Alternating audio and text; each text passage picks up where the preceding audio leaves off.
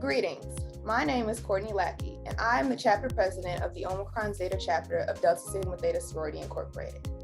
Did you know there are risk factors that place Black women at higher risk for pregnancy complications? Let's hear what our health experts have to say about this important topic.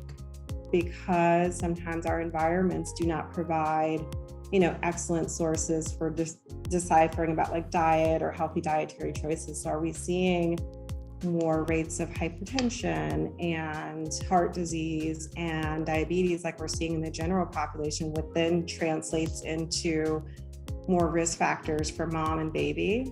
I think our community, unfortunately, given these stressors that we have in life, whether that is financial stress, or whether women are experiencing that because they don't have access to care, they have more public assistance, all the way up to the more educated woman who has a job and private insurance, but different stress factors that are influencing her day-to-day work base. I think just as a culture and as a community across the board, there is stress. One really well-studied concept is the concept of weathering. Weathering is the idea that Black women age at an accelerated pace on chronic and constant stressors, such as microaggressions toward them. And it does physiologically cause acceleration, wear and tear on your main organs, your heart, your kidneys, the blood vessels that supply blood and oxygen to those organs. So comparatively, they did studies and showed that the peak age for white women to have healthy, safe, low-risk pregnancies is in their 20s to 30s.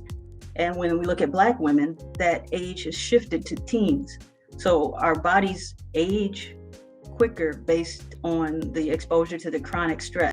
For Black women, what this means is that weathering can manifest itself in the form of mortality and morbidity for both the mother and the infant. I am an obstetrician. I deal with high-risk patients all the time. So I need to see that when a patient is presenting and she's very not really with it, and she has high blood pressure and she's not responding to me, then I need to really be thinking about preeclampsia and potentially a seizure that maybe she already had or she's about to have.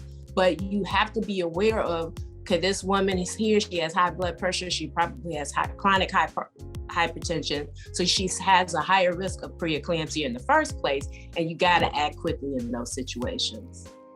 Racism just plays such a huge part.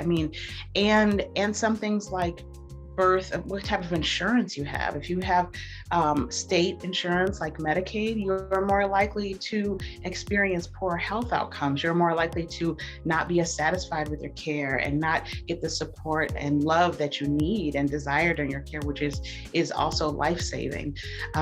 So I think there isn't anything about the Black woman's body that puts her at high risk, right? I think we have to really truly understand that.